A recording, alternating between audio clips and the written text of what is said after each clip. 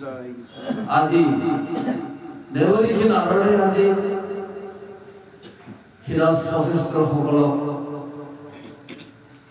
কেনেদৰে গতি পাব পাৰে এইখিনি জ্ঞান আমাক বৰ্ণন কৰি আছে। এনেদৰে যিসকল লোকে নানান ধৰণৰ যিমানবোৰ কৰ্ম কৰে, যিবোৰত অকণমানো ভগৱন্তৰ প্ৰতি ভক্তি নাই, সেইবোৰ কৰ্মই নানান ধৰণৰ ফল সেই সকলকো লৈ গৈ থাকে। অৰ্থাৎ আমি যিমান কৰ্ম কৰোঁ, ভাগৱতে সদায় বৰ্ণন কৰি আছে, আমি কৰ্মবোৰক যেনেদৰে নহওক, যি প্ৰকাৰে নহওক, আমি কৰ্মটো ভগৱন্তৰ চৰণত সমৰ্পণ কৰিব লাগে। কিন্তু আমি এইকাৰণে কৰ্মবোৰক আমি ভগৱন্তৰ চৰণত নিবেদন কৰিব নোৱাৰোঁ, কাৰণ সেই কৰ্মখিনি আমি ভগৱন্তে বিচৰা কৰ্ম নকৰাৰ কাৰণে আমাৰ মতিটোত সদবুদ্ধিটো উপস্থিত নহয়। কাৰণ আমাৰ এইটো যিটো আমাৰ স্বদেহী, যিখন আমাৰ জান, অৰ্থাৎ এইটো আমাৰ দেহ, আমাৰ মনৰূপী যিটো আছে, সেই মনৰূপীৰ পৰা আমাৰ যিটা পাঁচটা ঘোঁৰা আনি টাইম দৌৰি আছে, ইটো ঘোঁৰাৰ লগত সিটো ঘোঁৰা নিমিলে, সিটো ঘোঁৰাৰ লগত সিটো ঘোঁৰা নিমিলে, পাঁচটা ঘোঁৰাই আমাক সদায় বিষয়লৈ লৈ যোৱাৰ কাৰণে আমাৰ কি হৈ থাকে, সেই কৰ্মবোৰ আমি ভগৱন্তৰ চৰণত সমৰ্পণ কৰিবৰ কাৰণে আমাক মতিটো কুমতি নহয়। সেইকেইটা ঘোঁৰা হৈছে আমাৰ, এটা হৈছে লোভ, এটা হৈছে কাম, এটা হৈছে ক্ৰোধ, এটা হৈছে লোভ, মোহ, কাম, ক্ৰোধ, আৰু এটা হৈছে মহাভয়ংকৰ অভিমান বা অহংকাৰ। এইকেইটাই আমাক কি কৰি আছে, সদায় বাৰে বাৰে আমাক পাপ আৰু পুণ্যলৈ বাৰে বাৰে ঠেলি আছে। পাপ পুণ্য এই দুইটা দ্বন্দ্ব আমাৰ এই মনৰ ভিতৰত স্থিতি হৈ থকা পাঁচটা ঘোঁৰাই আমাক বাৰে বাৰে পাপ পুণ্য কৰ্ম কৰাই আছে। কিন্তু আমি পূৰ্ব জন্মৰ বাসনা, এই বাসনাৰ পৰা আমাৰ মনৰ ভিতৰত টপককে নিগৰি থাকে, কোনো দৃশ্য দেখা নোপোৱাকে মনৰ ভিতৰত ক্ষতি হৈ থাকে কাৰণে আমাৰ পাঁচটা ঘোঁৰাই বাৰে পাপৰ কৰ্ম টানি থাকে। ভাগৱতে বাৰে বাৰে কৈ আছে, হেনো জানি আমি ভগৱন্তৰ ধৰ্মধৰ্যা সদগ্ন ধৰ্মধৰ্যা তলত আহি জগৎপতি নাৰায়ণৰ বাংলাৱে প্ৰতিমূৰ্তিত আমি যেতিয়া নিজকে স্বদেহত জান স্থিতি কৰি, যেতিয়া মনৰূপী পাঁচটা লেগামকা দন কৰি মনত পঢ়ো, বাৰে বাৰে শুনা ভাগৱতৰ কথা, মনটো বহি যেতিয়া ভগৱন্তৰ কথা আমি আনন্দ মনেৰে শুনিম, শুনাৰ লগে লগে আমাৰ পূৰ্বৰ বাসনাবোৰ ধীৰে ধীৰে ক্ৰমান্বয়ে নাইকিয়া হৈ যাওঁতে বিষয়ৰ পৰা দূৰ হৈ তেতিয়াহে আমি হৰি ভক্তি পিনে আগবাঢ়িব পাৰোঁ।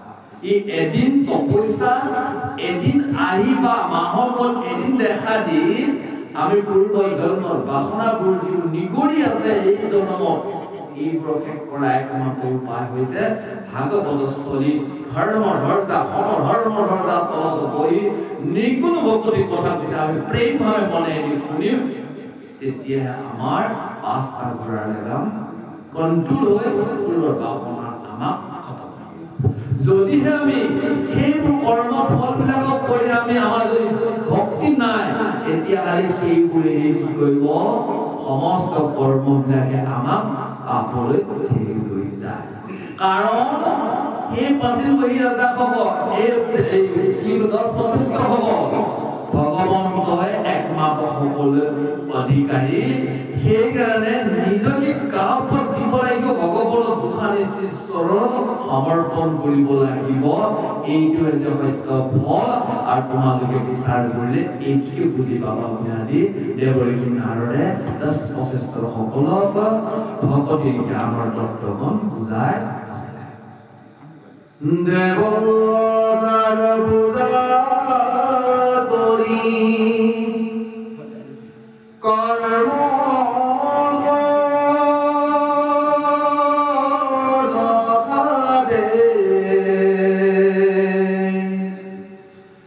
স্বপ্নত যেন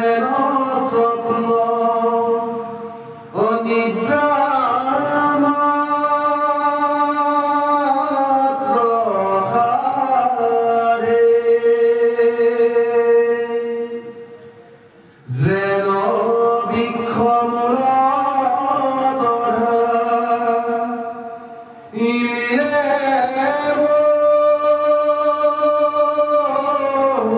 zolo onudine bahe taro puspa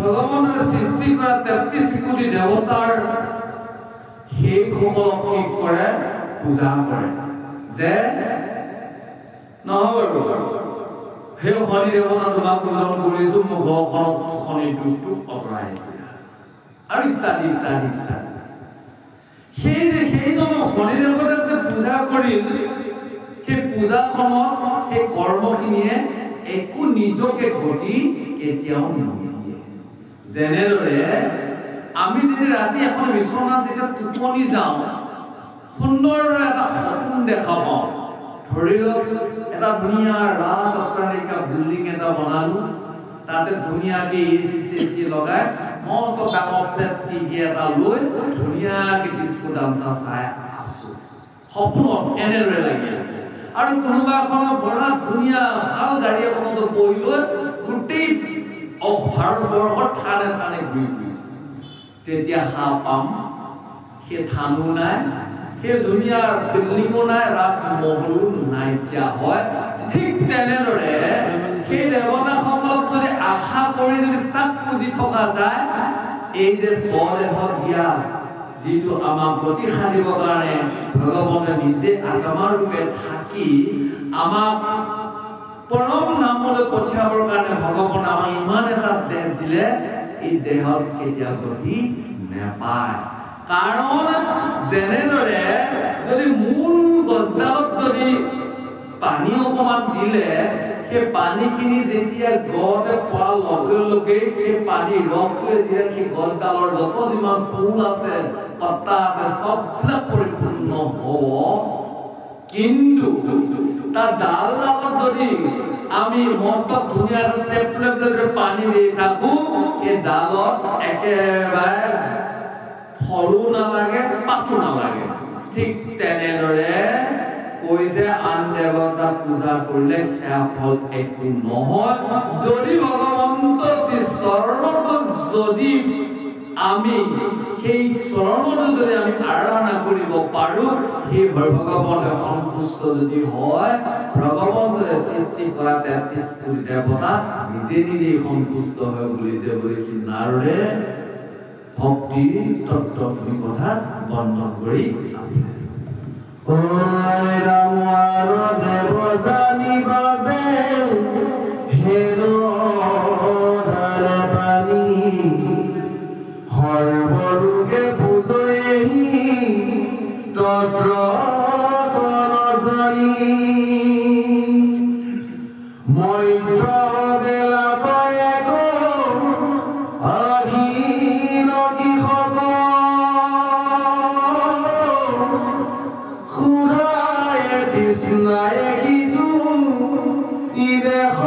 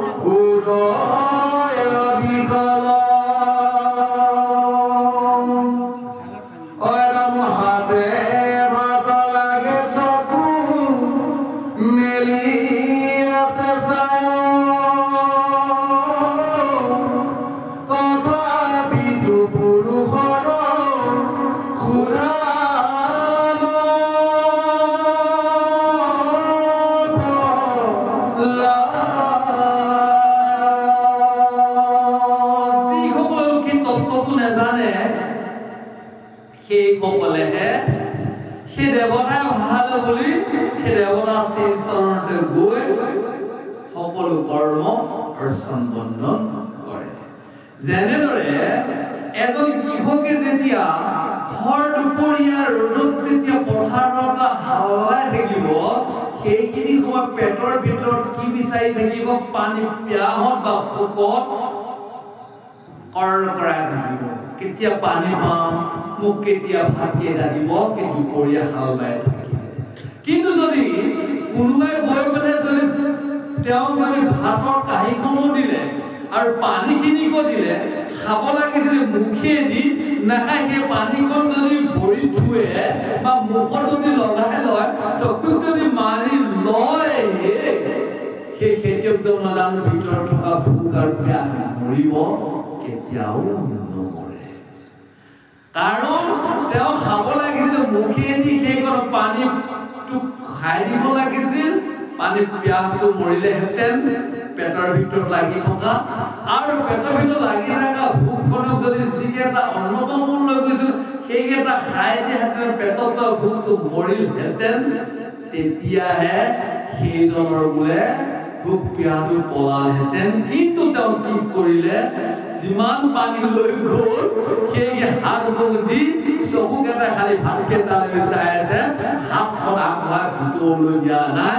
ঠিক তেনেদৰে মূলত যদি সেৱা নকৰি যদি আন দেৱতাৰ ওচৰত যায়, সেইজনৰ পুৰুষৰো সেই একেই অৱস্থা হয় বুলি বৰ্ণন কৰা চলেৰে আমাক কৈ আছে। কি বাৰু? এইটোৱে যে আধ্যাত্মিক তত্ত্ব। আমাৰ সকলোৰে হৃদয়তে জগতপতি নাৰায়ণে অংশ হৈ আছে, আৰু ভগৱন্তই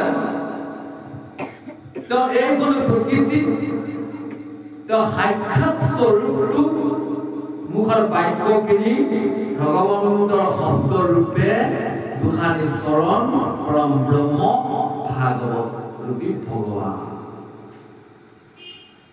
আপোন কৈছে কি?